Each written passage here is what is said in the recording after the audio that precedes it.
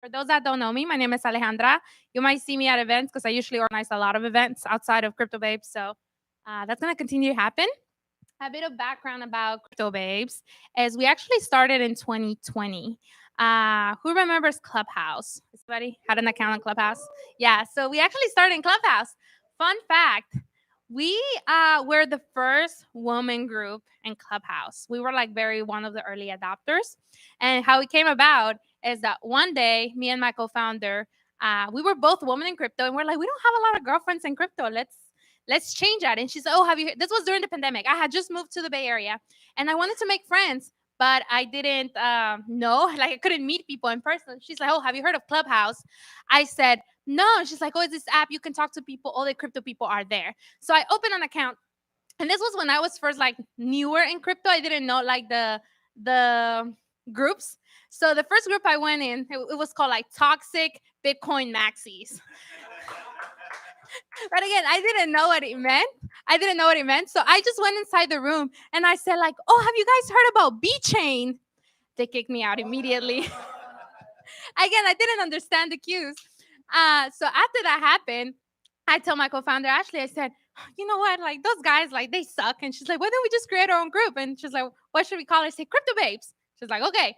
We created the group. Literally a month after, we had over 20,000 members. It was like the fastest woman group growing. When Clubhouse shut down, we decided to move into in real person. So we've been doing events in person for about a year now. And we're starting our chapter here in San Francisco. So this is our third event. You are the first to witness the growth, the massive growth that is about to happen. So thank you for being here.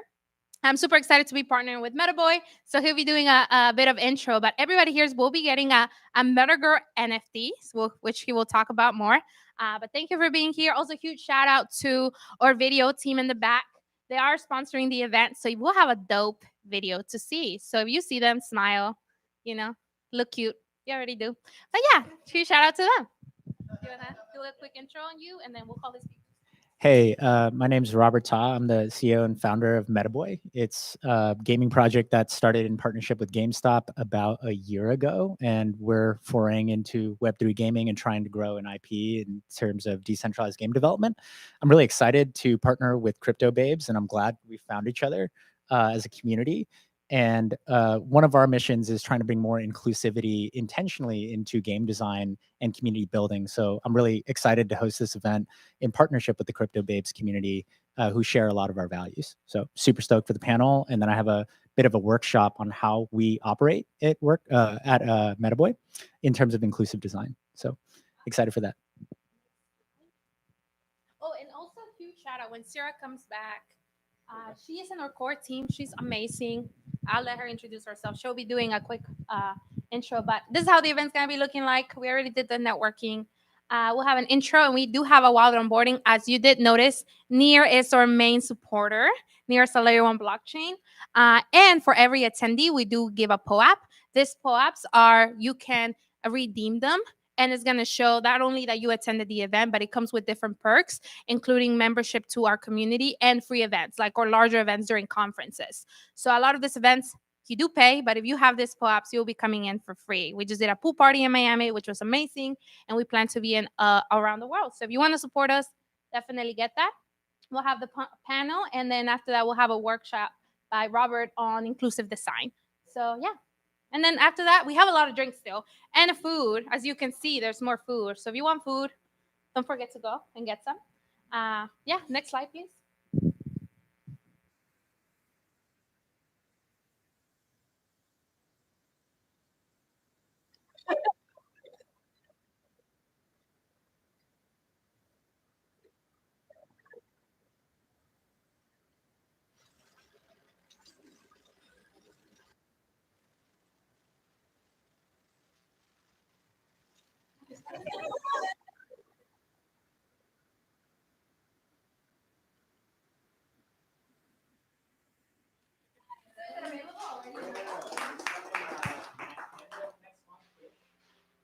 And then introducing Metagirl. This is where we come in, okay? It's cute. Kim Possible Life, Kim Impossible vibe with the SS bridge in the back. Yeah, so this is a limited edition. It's going to be the co-op for this.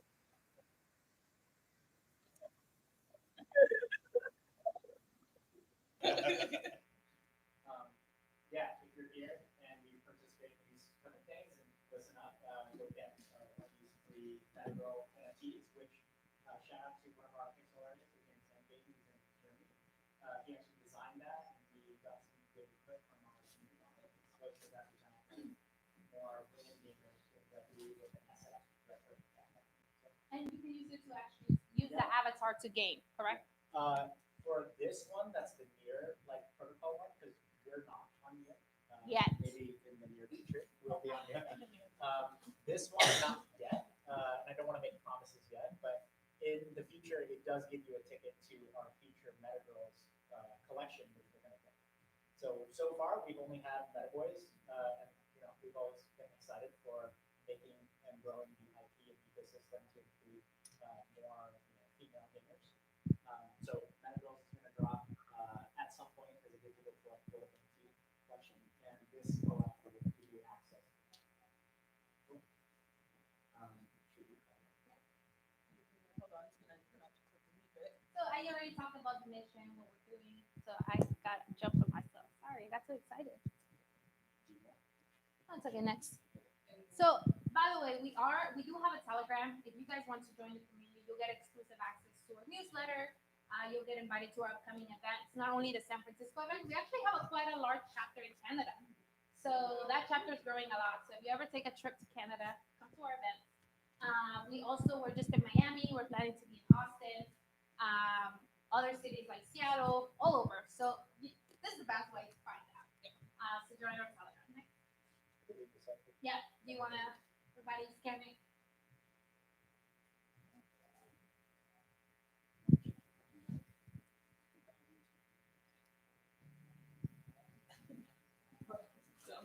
Okay, I think everybody got it.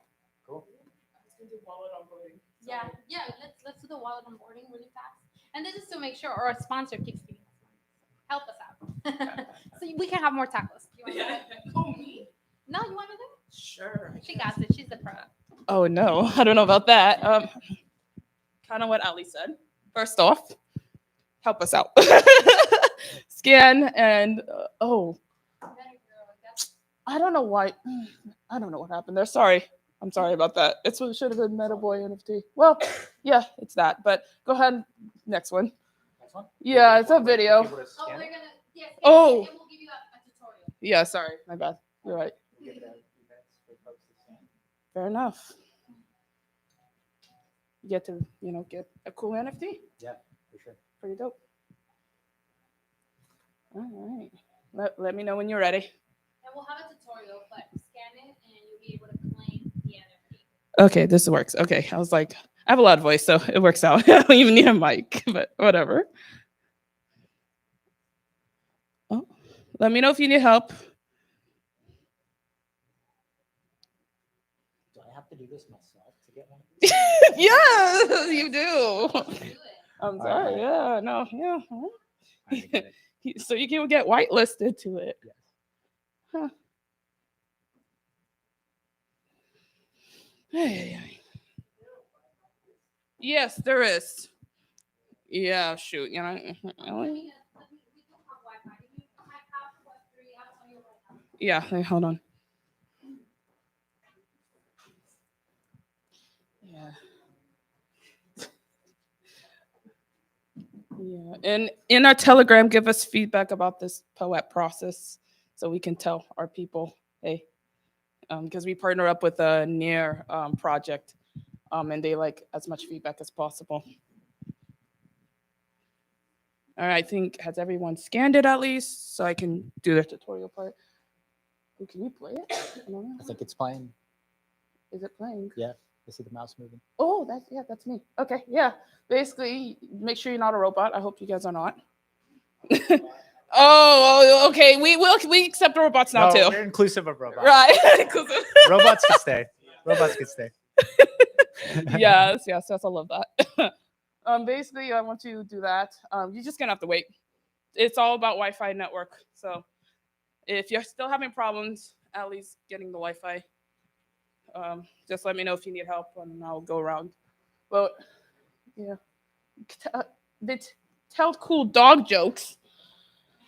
Yeah, dog facts. I don't know if you care for that, but they do. So the Wi-Fi is making Web3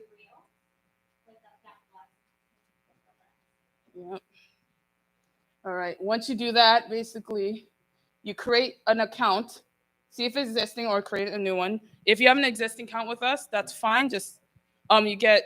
We're gonna actually host a special thing for those who collect, a majority of our POAPs, because we're doing this 10-week program. So there's that. Once you come up with cool name, see that. Hopefully the name that you like is available. You continue and get your secret face. But guess what? Well, I deleted that. Yeah, it's all yours. Wait, don't look. That. Oh, that's fun. Well, you guys now know that wallet. I deleted that though, so sucks to be you. Can't steal anymore. Yeah, and I have a short-term memory. That's why it took so long to get the word number 10. Yeah. Oh, my memory sucks. Oh, sick. Ooh, look at that. Look at that. Ooh, Let's go. it's celebration. I love it. Now you're part of the Kim Possible NFT thing. Jeez. Yeah. Yes. Like that. Like I did there. That was interesting. It was a tutorial of what not to do. Yeah, you're welcome. Yes.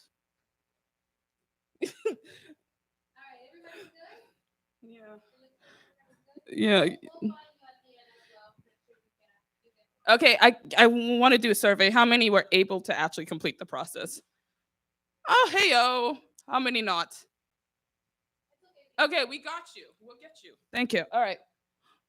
Yeah, that's the Explorer. I got $2 of NEAR, I think. That's pretty cool. But yeah, I think that's it. Go ahead and go on. God. Okay, we said break. No breaks. I'm gonna go. We're gonna keep going.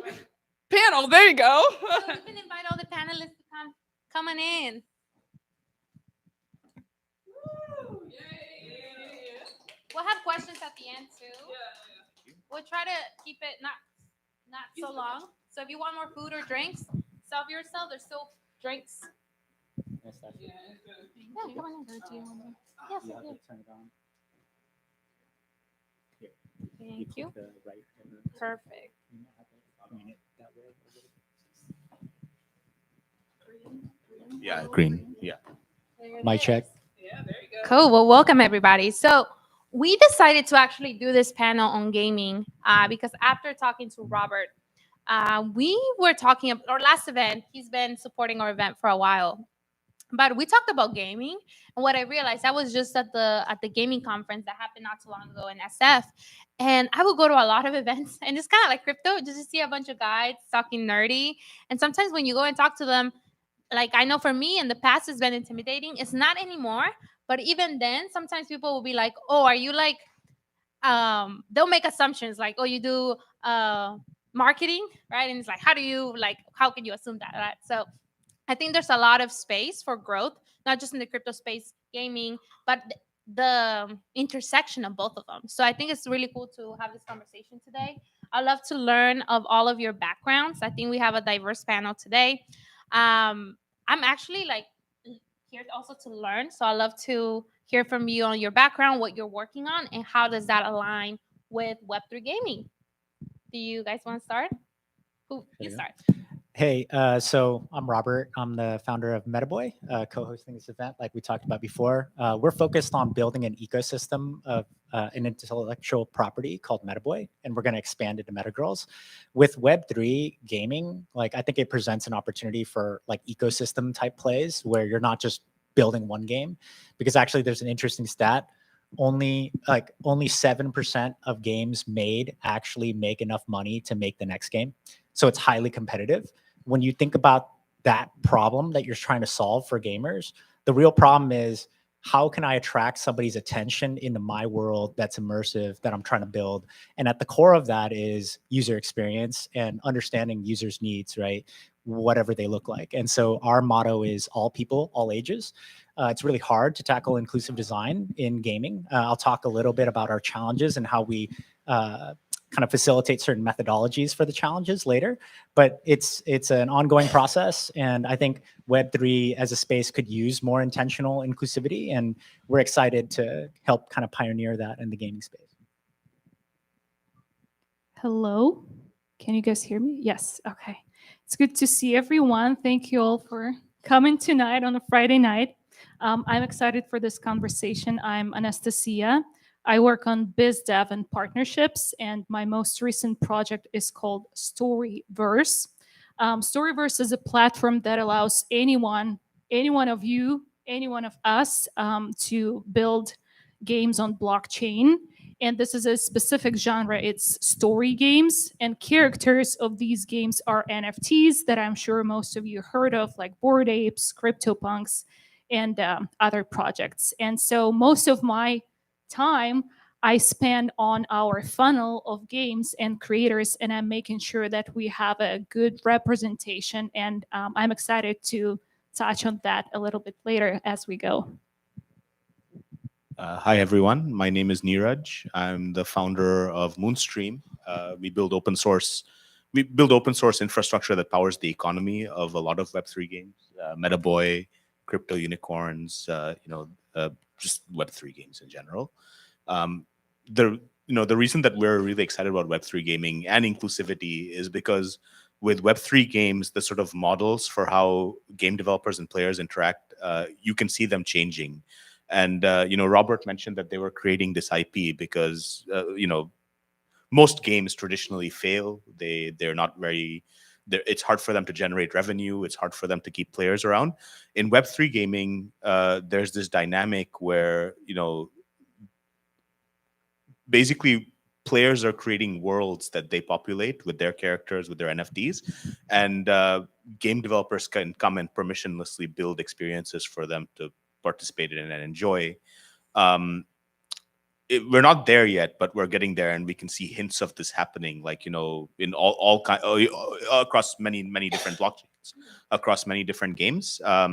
And so that's actually sort of the reason that I'm here, because inclusivity is a very big part of that. It's really hard to build a game world that you can populate, that you can participate in along with a bunch of other people without this sort of mentality of including other people's ideas and other people's points of view. And in order to create like really compelling game experiences, that's going to be very important.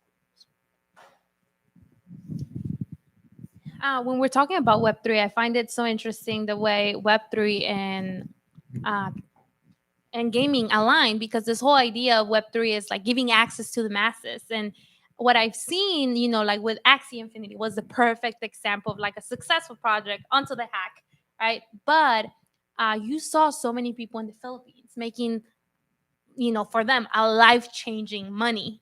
How do you align games to not just help places, but like be able to help people around? I know we're talking about revenue, and you say it's really hard to make revenue, but how do you create impact, right? When we're talking about inclusivity, I know in the US a lot of people think race, right? But I also always think about, how about people all over the world that don't have money? That I know language is a huge barrier, and I know for games that's a big thing, right? Because if we're talking about making money, people will automatically probably make the game in English or maybe even Spanish, right?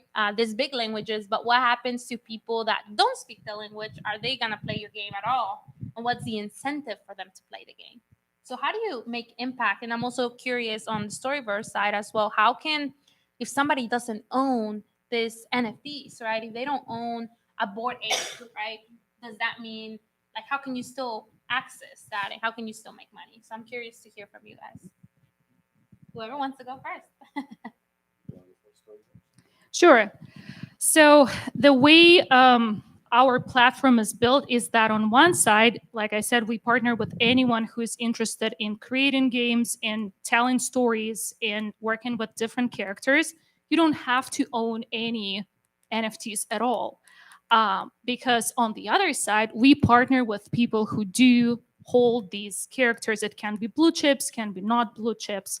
And so this exciting partnerships makes it work because, if you're a creator, if you have ideas, if you have stories to tell, come work with us, welcome with us. We will give you awesome tools which would allow you to build your game without going to the animation studio, without working with like expensive developers. We're just giving you the tools that you can use. It's all available online. Any of you can check it out later. It's pretty fun. And then at the same time, we're making sure that you're partnering with people who are holders. And also what's great is that many of these holders, they're also influential in their communities. And so then you are getting access to communities where you wouldn't have access to otherwise without partnering with these people. They're kind of welcoming you and, you know, introducing to their communities, their teams, their network. And so that's what makes it possible, even if you're not a holder. May I? So yeah, I want to just address one thing. Is about earning money. I think the model of like play to earn games, people are realizing now that that's not really sustainable, and a lot of the people who actually earn money on paper, like even in the heyday of Axie, ultimately they're left holding a lot of assets. So I mean, I don't think it did too many people like a great service. And definitely like the economics of it weren't sustainable. But there was a really great thing that we saw with games like that, with Axie, with other games in a similar mold as Axie, which was the communities helped each other to onboard onto the game. So like if you go to the Discord servers for any of those games, any of the games that were built in the mold of Axie, you'll see channels for sub communities, like like the Chinese sub community, the Philippine sub community, the Thai sub community, the Russian speaking sub community, where a few people who actually did understand how to play the game and how to like read the white papers and like understand the rules would actually onboard other people who didn't speak English, because most of those games were released in English to begin with, and and these formed the basis of like really powerful guilds within that ecosystem, right? YGG. Yield Guild Games, which is like one of the largest Web3 gaming guilds, which has spawned many sub guilds, sort of regionally.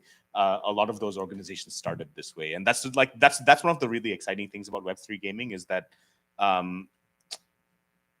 because the players have ownership of the assets and they have ownership of the game world, there's a natural interest on their part to bring other people in and to help people like get involved, which you don't necessarily see with a lot of other games. Yeah, I'll add on to that. Yeah, so I will shout out the MetaFam, is what I affectionately call my holders, and now all of you, welcome to the MetaFam. If you come to our Discord or go to our Twitter, most community members love playing support and onboarding you, answering questions that you might have on the ecosystem, what we're trying to do, our fun paper, stuff like that. And it's exactly what Niraj was talking about. Web3 really gives you access of ownership into a community, and you feel like you belong. And that's a key part of it, right? Relatedness satisfaction is a key game design pillar, which I'll talk about later in my workshop. But when you own a token, you feel like you belong to a community. And so, in some of the rawest ways, you feel like, oh, I made quote unquote an investment, or maybe I really like this community and some of the core values really tie to mine, so I'm willing to help out. I'll spend 10 minutes here or there on Discord fielding questions or participating and engaging. So I think that's really cool. To go back to the question here around impact, and I guess I think of it as like socioeconomic impact and like money moving across the globe, right? I think that was kind of what you're asking about. And then also at the intersection of that is accessibility of, well, if I don't understand your application because it's not written in my language, you're automatically excluding a certain market share and demographic, right? And so there's some stats, but you could look this up, but what gaming is around a $200 billion industry across mobile, PC, web browser, consoles, right? And then geographically, Asia holds about 55% of that revenue share. So if your games don't implement Japanese, Mandarin, Cantonese, Korean, then you're just excluding a whole market that you could otherwise have revenue share opportunity in, right? And those users are not going to be interested. We've done the research. We tested games with folks in Japan, in China, and they're like, wait, this is written in English. So what we did early on in a game is we are doing translations right away and localization at the beginning. It's much harder to retrofit your application whether it's a game or any app on your phone, like Venmo or whatever, it's much harder to retrofit that stuff later, just based on software architecture principles. And higher level, the way I would answer the question of like, how does gaming, Web3 gaming, make an impact socioeconomically across the globe? This is the way I think about it, and I'd love to hear from other people. But everybody in Web3 thinks, okay, I have to own a wallet. You saw the whole seed phrase fiasco, right? Now you see on the live stream, there's a seed phrase you might have access to. You could access that wallet. That's probably deleted now. But like the whole problem there that's highlighted is it is hard to access Web3. And the core philosophy of Web3 is if we're participating in these decentralized economies and decentralized finance, that makes for a better world because there's decentralization of power and wealth equity, which automatically, if there are more people participating in that kind of good thing, that's better for the world overall. That's my opinion. There's power distribution, there's economic distribution, wealth distribution that leads to better societies. Okay, so how does gaming play a part in that? I think, and most people in Web3 believe, like, you know, gaming can be the front door of Web3 adoption. So the more crypto wallets made, individual unique crypto wallets made in my mind across the world, the more parity there is between the 8 billion people on the planet participating in financial activities. And if more of them are making wallets or in Web3, whether it's gaming or not, and if that's your first step into Web3, then you're a little less nervous when you go to a decentralized exchange to swap tokens, right? So that's how I see Web3 is we're all on the same team. We're all trying to, whether we're DeFi, whether we're gaming, whether we're making the next YouTube or the next social media platform, we're all on the same team of trying to get more people into more sustainable circular economies, which is what Web3 does. And so gaming, in my mind, my part of the team, and with BMO on the MetaBoy team and the rest of the MetaBoy team, is getting people to use gaming and own their own assets without them even knowing about it. So that game that you saw a trailer of, we're really excited to unveil that because we're planning an intended experience. And shout out to the development team for working so hard. We're planning an intended experience where you just download this game on mobile, you log in with your normal social login, and there's a wallet created in the background. You don't even need to know about it until you decide, hey, I want to take these gaming skins and trade them, make money, right? And then you might think, oh, well, what's this DeFi thing? Should I buy some crypto? And then you're in Web3, right? So that's the way that I see gaming helping on the higher level of socioeconomic impact globally is if it gets more people in the door of Web3, then it gets more people participating in these circular economies, these decentralized economies, which can only overall be better for, I think, all of society. It's super interesting what you're saying about people.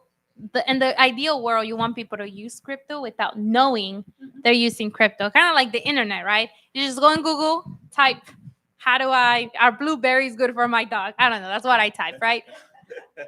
That's what you might type that, right? Or what happened to the submarine, right? Whatever you type. But you don't know what's happening in the background of the computer and the code that's going behind it. That should be the experience on Web3 for the average person. I think we're definitely not quite there. A lot of it is security. As somebody that works in security, it's really hard to make that experience really easy. Just to even give you some insight, the wallets that we used to give you before, you didn't even need a seed phrase. It was just your email. But guess what? They found a vulnerability, so they had to delete that. So it's a really challenging thing when it comes to Web3 because of the attack vectors, right? That is this idea now with Web2, people want to steal your identity, but in Web3, they can literally steal your bank account. So it gets really, really tricky. But what you're saying about how do we make people use these things, I think it gets really interesting to do experimental, right? We're seeing with NFTs, people are buying NFTs, not so much for the monetary gain, but the community that comes with it. Like Bored Apes is the main example. Some people bought in because of the clout, right? But a lot of people bought in because of the community that comes with it. And that community, yeah, comes with monetary value. But again, it goes to this idea of like why people buy, and like for that is like inclusive, right? If I'm into a NFT community, into a gaming community, it is more likely that my friends will come in as well. So what are your thoughts on like experiences, providing experiences that allow more people to come in? I actually think that, especially in the bear market, when you ask people who are staying, like, why you're here, they're going to say, because of my community. And it's so fair for especially gaming, because why we're here, because we love the game, we love the characters. I found awesome people, and I want to keep playing this game, so I'm staying. And so 100% agree that the community part of it is very strong, and that what's like what helps you define like strong projects in the space, if their community is still alive, if they're still active, and if they're still like onboarding each other, introducing, getting more like users, players, and things like that. So 100% agree. And you can meet people from all over the world. I remember going into Sandbox or Decentraland last year, maybe 2 years ago, and you chat with people and they'll be like, oh, I'm from Vietnam, or like, I'm from California, and like, oh, like, wow, you meet so many people. And I think that's the power of community and access. Now, like, more people have internets than bank account, right? More people have internet than like crypto accounts. So as long as you can reach the internet, I think that's a very powerful thing. So yeah, the other thing I want to talk about is like characters, right? We talked about you guys started as meta boys, right? Now into meta girls. But one thing I've noticed, as a woman, is that a lot of games, right? And again, like, there's this conversation about like who plays games, right? Realistically speaking, like, if you look at data, right? Yes, there is women playing games, but it is more men, right? So it's this idea: how can you get more women to play games, but also how can you make characters more inclusive? I've definitely seen some not so good portrays of women in video games. I think a lot of it's like, well, that's what brings customers, that's what pays people, right? And it's this idea of like, do I want to make money? Do I want to be inclusive? Like, that doesn't pay the bills, but how can you attract more people? What's been the experiences? And if you have any data, that'll be really cool. What do you think? I could go. I'd say there are less Web3 female gamers than there are Web3 male gamers. I think, it really takes game studios going out of their way to do research and involve, female users, female gamers into, the gameplay design, forming the right feedback loops, doing the right research, asking the right questions, I think, to make that reality. What's interesting in our research, we found across a survey we did across like 250 gamers across 21 countries. Shout out to my UX researcher, Panacea, who did that. We found that women across the board like narrative design in games, and they like customer care. What do you call it? Character customization. Those are the two most desired features for any woman gamer that we surveyed in our research. That if you give me custom character creation tools, and if you give me a good narrative that's compelling, then that'll draw me into your game more than other games. And so we're taking that to heart. I think, to answer your question, it's like game studios need to be thinking that way. To get that data took us putting up money to get women to answer our surveys, to get, take their time out of their day to give us their valuable perspectives.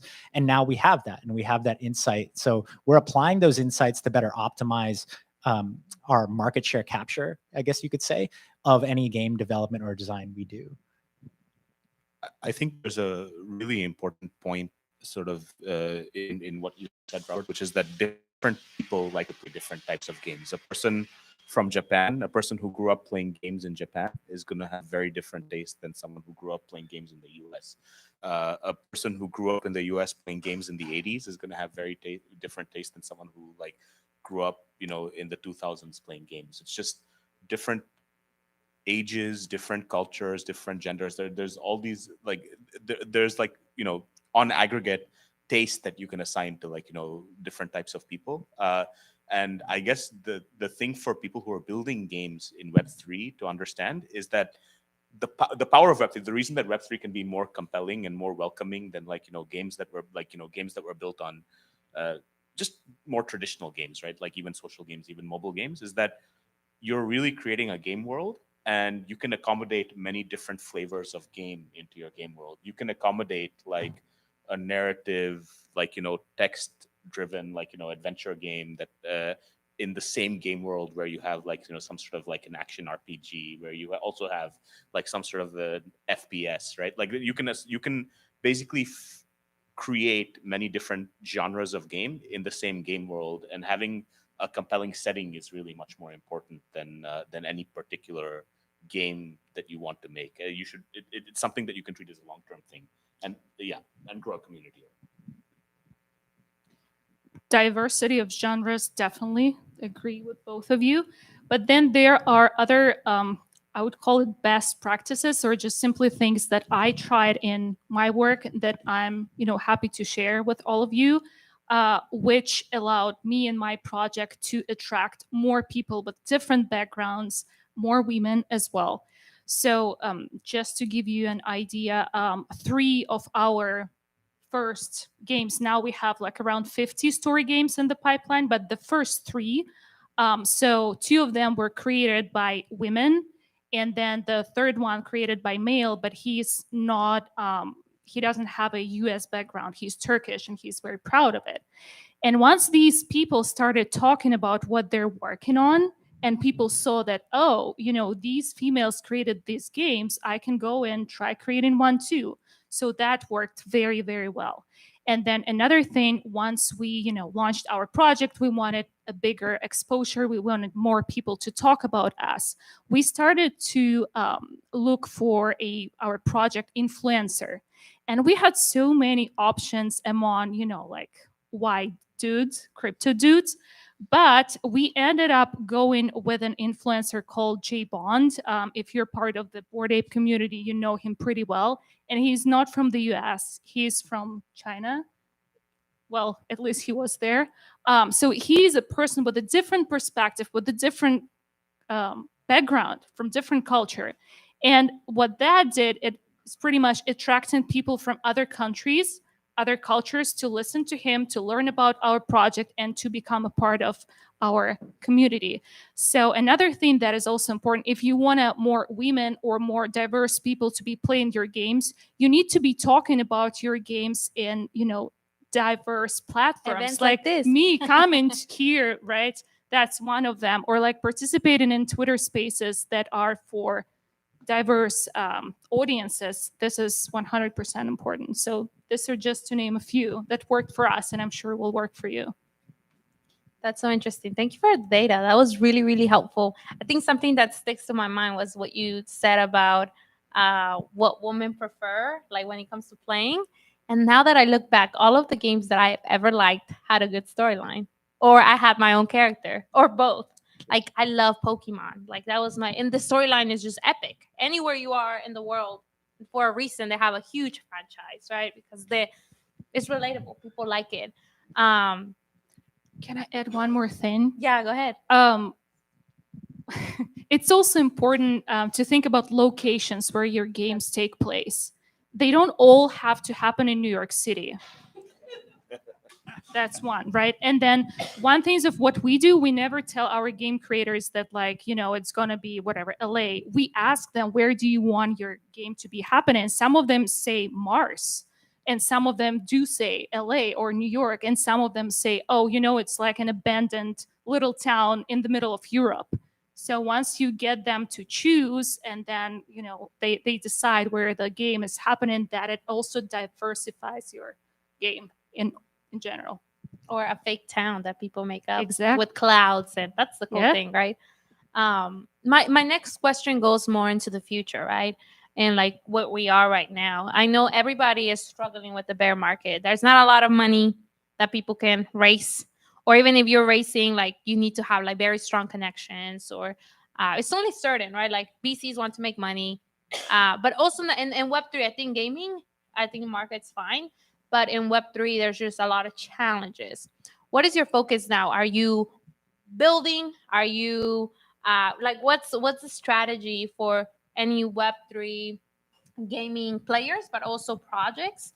What are you working on, and how can you ensure long-term sustainability, especially right now when the market's struggling?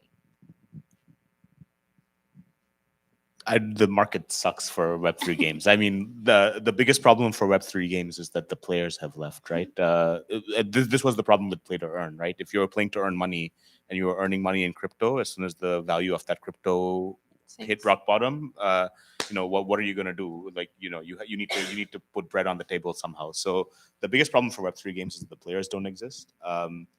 And I think that's the biggest problem we have to solve as an industry. So like, for example, making it so that anyone, making an entertaining game that anyone can play without having a wallet, without having an account on like, XYZ blockchain, without having to go through like 15 bridges to get money on there, the way that these guys are doing it, I think that's really important. But yeah, right now it's just survival is the name of the game, and making sure that you're building something entertaining. Bootstrapping, would you say that's the recommendation? Well, I mean, Like yeah, lasting as long as you can. just keep your runway low, keep your burn low, and and extend your runway as long as possible. And if you're committed to Web3 gaming, and I think it's worth being committed to Web3 gaming because I see that this has the potential to be really huge. Robert talked about how like gaming is a $200 billion industry. Web3 gaming isn't trying to like funnel funds away from the gaming industry. It has the potential to be a lot larger. If you look at the guilds that formed like in the bull market around like the games that were built over the last 3 years, you have hundreds of thousands of people collaborating globally in real economies that they have control over, where they're not just like operating at the mercy of someone else. That's a big deal. And what we're really building over here is the fabric of like the future digital communities, and future like actual economies. So yeah, if you really believe in Web3 gaming, I think solving these challenges, making sure that it's easy for people to like actually use your software, and then building engaging games. That's and just survive the bear market. That's really like the directive for us. I'd say, are we taking questions during this? Yeah, I mean, we can take it. Why Yeah. not? Yeah, I was just wondering. So, I mean, you see games like CS:GO, where they have an economy that is, correct me if I'm wrong, but it's in the multi-billion dollars, and that's a Web2 game. That's not even Web3. Yeah. Right. So, like, when you have Web3 games, we have play to earn, whereas CS:GO is not play to earn. It's the sub-economy that is what earns people money. Are there, and as creators of Web3 games, are you thinking about having these types of sub-economies existing underneath the game, where the game is just fun to play, and then the monetization comes, I don't want to say as a side hustle, but that's really what it is. It's a secondary market. There you go. That's an educated way of saying it. Yeah. But as a secondary market instead of as the main incentivization for the game. I think pay to earn, people understand that pay to earn just doesn't work. Ultimately, like you're paying people to play your game way more than you would be spending in customer acquisition costs on like Facebook ads or whatever in like these Web3 games, and the economies are not sustainable. So one of the biggest challenges for Web3 games is that the CS:GO economy, like the in-game economy, is like a very different thing than like the market for skins and items and so on. The skins and items market, that economy, I don't know how much balancing the CS:GO team is doing on that, or I guess loot boxes. I guess in CS:GO, is it that you buy loot boxes, loot crates, and then you open them up and you get items that you can use in game? Is that how it is? I don't play CS:GO either. Yeah. Okay. Yeah. Okay. Yeah. So actually, that's an interesting thing, because I guess your level of skill in the game is what determines how much you can earn outside of the game. Is that true? Well, okay, let's take a game I know better. Okay. Okay. I would imagine that there's individuals who actually just trade the different items in order to make income. They're nodding. Yeah, so Yeah. we're focusing, I represent Snapshot Town, Yeah. so we're focusing on games like Fortnite, Roblox, Sandbox, that have these microeconomies where, hey, come play the game, and then come also, if you want that cool sword, these IP assets, then that's what's generating revenue, and so that's what's then going back to the community who foster the idea, who pay for the development of the game, and then IP is split between them. Okay. And so is it that actually I don't know how it works in CS:GO, but Roblox is an interesting one, right? Because I'm more familiar with Roblox. I'm more familiar with like what are black markets in World of Warcraft or like EVE Online or these kinds of things. But yeah, or RuneScape. But so in Roblox, ultimately the way that people make money is by creating content that's engaging to other players, and I think that's the model that would really work in Web3 games, and that's what we're focusing on, at least at Moonstream, is how do you actually create content. One thing about Web3 games, my opinion about Web3 games is that in a Web3 game, there should be no such thing as a game developer, like who controls like how the game works. Ultimately, you have this game world, and anybody who's participating in the game world can create experiences for other players, their fellow players, that they can enjoy and that they can monetize, right? And I think the Roblox model is really one to follow. Roblox has been incredibly successful by incentivizing content creation, and ultimately, like have you played Roblox ever? Yeah, we're too old for Roblox. Okay, let's be honest. Right? Yeah. I guess like yeah, but the point is that the content that people consume inside Roblox, that people enjoy like playing in and stuff, is usually created by other people who are just like them, like not people who work for the company, but other people who are just like participating and who are getting a cut of royalties, right? Who are getting a cut of like the revenue that Roblox makes. Roblox takes like a hefty commission. I think they take 30%, and then Apple takes 30% for everything that goes on the App Store, but that's a pretty hefty commission, but it's the only world in which people who are creating content can directly benefit from the value of the content that they're creating, as opposed to something like World of Warcraft, where the only person who benefits is Blizzard, and then like a bunch of people who are selling stuff on the black market. So I think the model of Roblox is really like one for Web3 games to pay attention to. And the benefit of Web3 is, if you're the infrastructure, like if you're the protocol, if you're the infrastructure that powers the world, you don't have to charge a percentage commission. You should charge infrastructure fees in order to keep things going, but those don't look like percentages. Those look like per transaction fees. They look like gas, right? So basically, there's even more incentive for people who are creating content to create great content, because they can capture more of the value that they're creating for the community. And ultimately, the hope is that would lead to like a much more immersive game world and game experience for all of the players. So that's the model that I really believe in. Yeah. Basically, the game world is the unit of like Web3 game. Yeah. Another company that's very well known right now for this is Fortnite.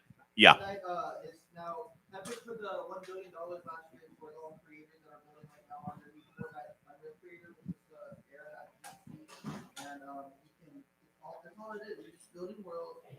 People play it, you get paid out. Yeah. It's easy money. Yeah. And it's not easy money, because it's really hard to create compelling game experiences. So yeah. Easy may be easy for you.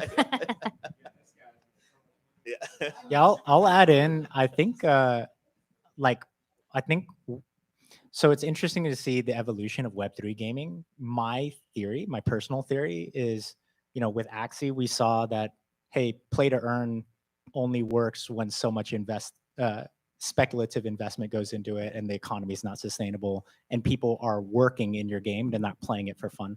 A game like CSGO, like I remember playing Counter-Strike when I was younger, and I would play it for hours, and I'm not making money, right? So what hooked me is the world, and it's immersive, and the gameplay, and the tight controls, the camera, all that, right? So really what we've learned from Axie is there needs to be more fun and engaging games, and the economy parts should be underlying, right? Similar to World of Warcraft, where you can have an economy in it, there's a black market or whatever, but it's not the reason why people come back. Like, the core game design pillars are actually just human intrinsic motivators. If you look into it, it's people want to feel competent. I do things, I level up. So I come back to level up more. I feel autonomy, right? I have custom character creation. I have choices of what guilds to go join, or I have different levels I can go play, different maps I can access, like in CSGO, different guns that I could use. And then there's relatedness satisfaction. People want to feel like they belong to a community.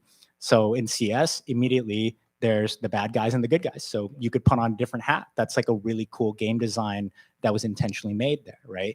You could play in different tournaments. You can have clans. And so there's relatedness that way. So I think more games in Web3 to learn from like Roblox and some of these other actually good games is don't be an economy first game, be a fun first game. I think that's the key. The other part that I'd add is you kind of talked about the Apple App Store. This is an example I use a lot in just thinking about life cycle of technology adoption. Do you all remember when the iPhone came out? It was an absolute game changer, but it wasn't the first touchscreen phone. Like Nokia made a touchscreen phone long before iPhone came into the game. Well, why is it that it is known as the touchscreen phone? It's because they made it easier and they created a developer economy around the applications. So back in the day when you had your first iPhone, the apps were pretty shit, to be honest, right? Like you had to go through the app store and be like, there's one note-taking app. There's no DoorDash. There's no, Uber Eats. There's no Uber. And now it's like, oh, I need a ride-sharing app. There's 50. Now, oh, I want food delivery service. There's 100 of them, all competing on different niche All user offering me experiences. money to order food. And exactly. And so how I think about it is good, talented developers and designers drive good products and good experiences. So I am a data person. I like looking at data to make decisions on things or have opinions. If you look at how many software developers are in the world, there's about 27 million software developers in the world making Web 2 software. In Web 3, it's about 7,000. So when you think about why our gaming experience is not fun, it's because there's just not a whole lot of talent that's actually tackling core game design problems and making compelling experiences for you to come to. I think that's the real problem is we're just so early. Not a lot of the talented folks from Blizzard, from Roblox, from Minecraft, from whatever have come into the space because there's less money to make compelling experiences for gamers to go play. That comes to my next question, and I want to make sure we don't bore you guys, is what is the future? Like, what do you envision the future of Web3 gaming? And I know that question gets thrown around. I know one of it is like making sure the game is fun, right? But in this idea of how can we bring in the world, right? Not just the share of players that we already have. That's already been done. How do you bring in the next 1 billion people that have not been tapped in, right? That maybe they're on DeFi, but they don't care about games. Or maybe people like me that I'm just too busy. Like, how can I still play a little bit, but like still have a life? So yeah, I have a strong opinion on this one. So in game design, there's this concept called the ticket to ride. When you go to a theme park, there's, you have to be this tall. You have to be this tall, depending on the kind of ride, right? And then it might be scary for you. You might be like, oh, that's too big for me. I don't know. That drop zone at whatever, it's too scary. And so in gaming, the ticket to ride is how hard are the controls for me to access the value, which is fun, right? Which is feeling like I belong, feeling like I'm competent, feeling like I have autonomy. So if you think about games, right, the games that are most successful have the cheapest ticket to ride, meaning you pick it up and you understand the controls intuitively. So when you think about a lot of like mobile games, think of Candy Crush, highly successful game. They make $1 billion in revenue every year. The controls, my grandma knows the controls, right? That's how easy it is. And that's how you get more users, right? And we're finding that mobile gaming is actually more than 50% of all gaming markets, right? So then you look at that and you're like, well, if that's, people are playing on BART, people are playing on their, commute, they're like, there's an add-on, they'll pop on a Candy Crush puzzle game.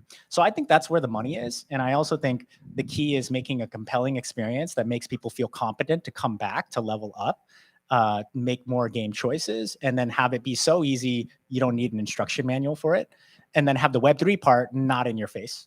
Nobody needs to know that your game is a Web3 game. That's my opinion. That should just be wallets made in the background, right? If you tell them they have a wallet and you might lose your assets, you've already lost them. If I tell that to my grandma, she's like, "What wallet? Huh?" Like, Money? if I tell that, wallet? if I tell that to my baby cousin, I'm like, "Hey, you have to remember these 12 words, otherwise your life is ruined." He's gonna be like, "I'm gonna play at a different game," right? So that really, it's that simple. It's the adoption experience needs to be better, and blockchain needs to be the infrastructure. The controls need to be good, and the game needs to be fun. Well, I think that we'll see more Web2 games having their representation in Web3 eventually, especially when the market gets better. We already saw it, and we still see it. You know, big brands make their appearance in Web3. They're like touching the waters, experimenting, trying to at least start building their communities in Web3. And I think it will be fair for the gaming as well.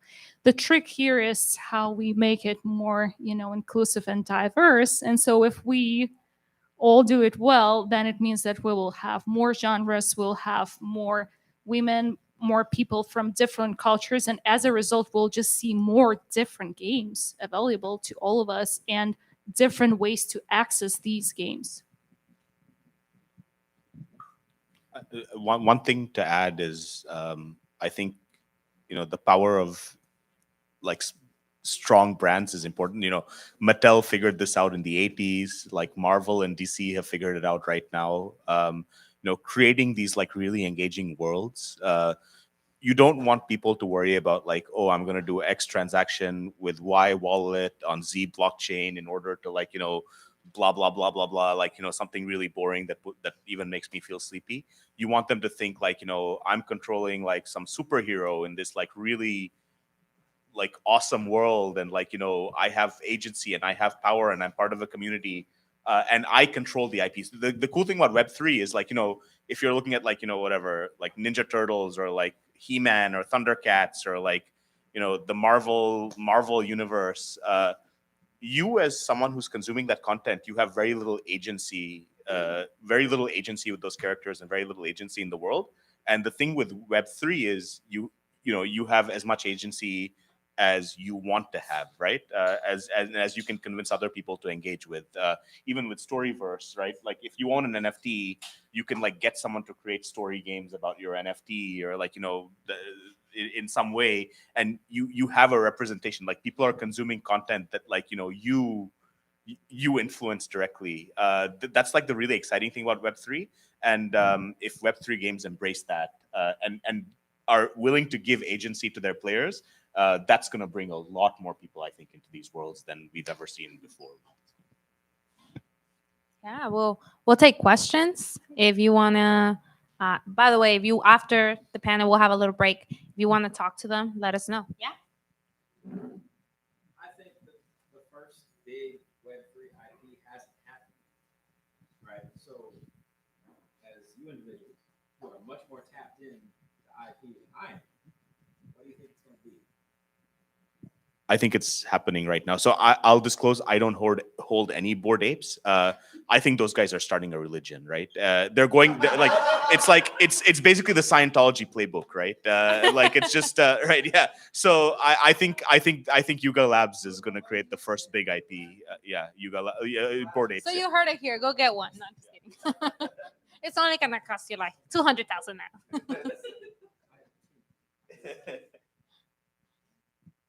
So obviously with games, there's a lot of support around it that you need for adoption, right? Hitting different markets, getting it out there on different platforms. For both Storyverse and MetaBoy, what sort of support were you all supplying or providing to a recent developer who wants to bring an idea into real world? How much of the kind of back office things do your organizations have? So in game development, there are there's so many roles in a traditional game studio, like project management, game design, level design, narrative design, the actual programmer, like the battle engine maker, like the art, right? The modeling, the animation, those are all very deep capabilities. And so what we have found is the artwork and the assets, the animations, the models, those take up actually the majority of time in a game development cycle. And the reason why is because you're hoping that your IP sticks or is sticky to a target market. And then it's like, wait, okay, all this is proprietary. With MetaBoy, what we do is we actually host game jams. So hackathons where we put up money. Like we recently put up like about $2,000 or $3,000 in a recent hackathon we did, came up with, I think, around 10 games created on MetaBoy IP. And that's part of our strategy of decentralized game dev. We incent with financials and NFTs money, crypto, for people to build games on our IP, and we actually invest in the core asset base of the artwork, the pixel animations for attacking, for running, for jumping, that kind of stuff, or in the 3D avatar world. You can go to our metaverse and plug in your wallet. You own your MetaBoy NFT and the commercial and personal license rights to it. The example I like giving is, if we went back 30 years ago and Niantic went to any of you and were like, hey, do you want to buy the commercial license rights for Pikachu for $30? You'd be like, with hindsight, you'd be like, oh, for sure, right? Because I can make millions of dollars off of licensing this out. So the bet with NFTs and investing in them early is you're betting this might be the next Pokemon. This might be the next Warcraft. This might be the next big IP. And you're getting in on the ground floor, right? Because it's so early. And you own the rights to that character. So for anybody that owns the rights to our characters, we give you the 3D models and the textures used, and you can go take that and make a game off of it and monetize it, and you keep 100% of the money.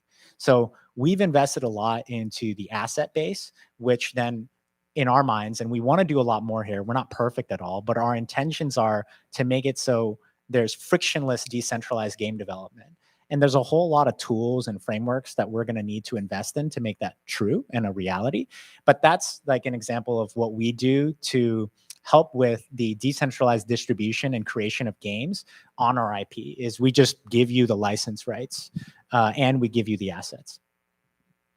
Yeah, we'll take one question. Yeah, go ahead. So, just about your assets, do they have like facial bones? Do they have what? Facial bones?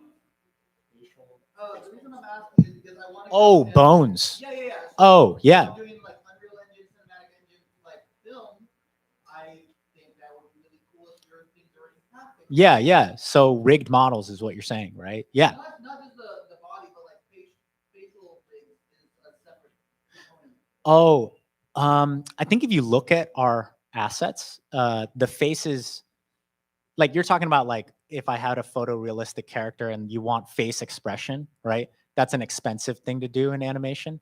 For us, our characters are like Game Boy-esque type characters. So they don't really have, their facial expressions are a new PNG texture on top. It's not like an animated face. Yeah. Okay, so almost like a 2D sprite. It is. Yeah. And you'll see when I show some of the artwork later. Yeah. Good question though. Okay. Off of that, I'm sorry, I know you're about to be. No worries. Go ahead. But off of that, like, so how do you deal with iterations upon these Game Boy-esque characters? Like, if someone was to put them in a high-res 3D space, how do you? I mean, copyright obviously is in the Web3 space a little bit antiquated, but we still haven't found a better framework to sort of build that around. So how do you work with it? Yeah. So shout out to my lawyer on this.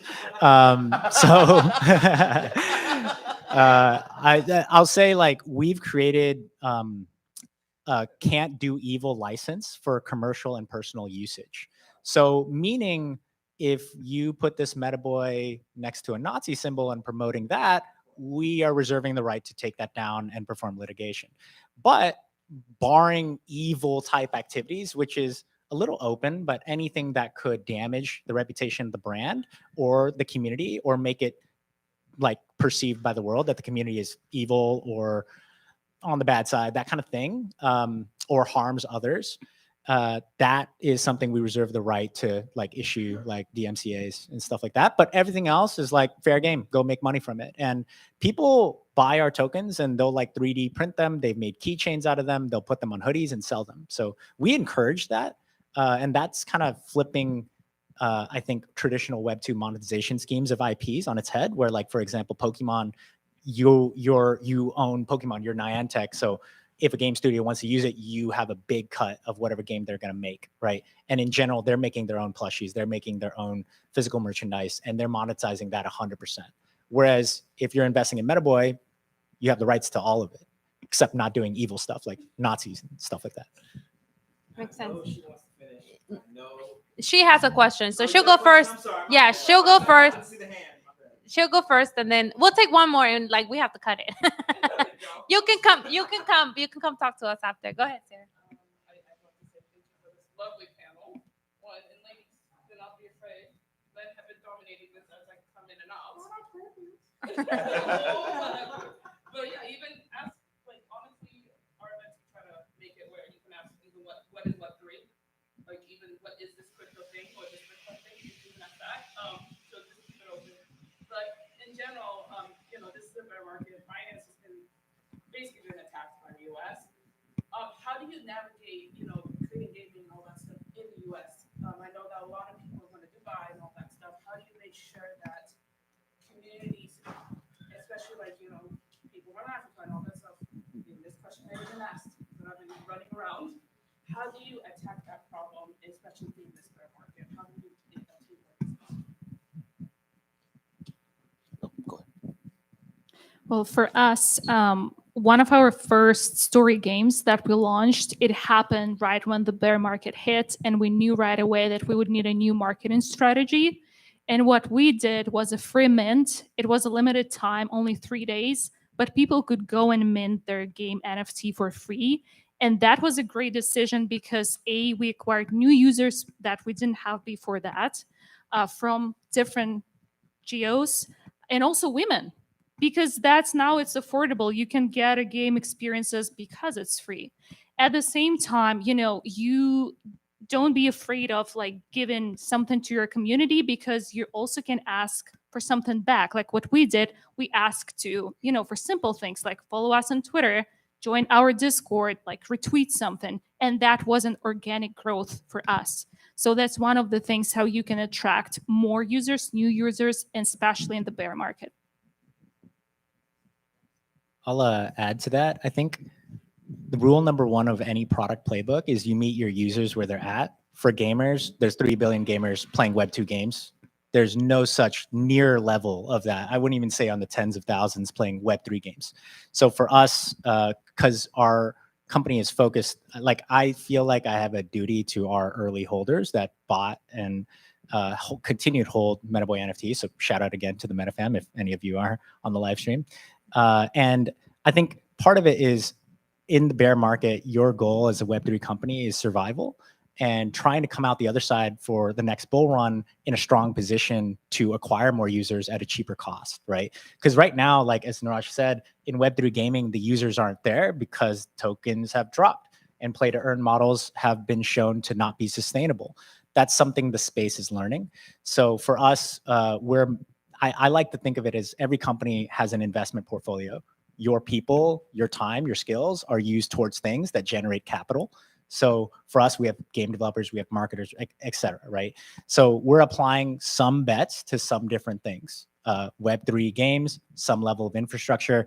Mobile gaming is a big one because we think, you know, if 55% of gamers are there, and we're an IP play, we want our ecosystem to grow. We want more distribution of the artwork and the IP in front of literal human eyeballs. Then that's a good bet for us. So we're making some solid bets in mobile gaming, and we're not going to be blockchain Web3 first. We don't want people to even know that it's like a Web3 game. So in that way, I think that's how we're pivoting a little bit to survive the bear market and come out of it stronger for the next bull run.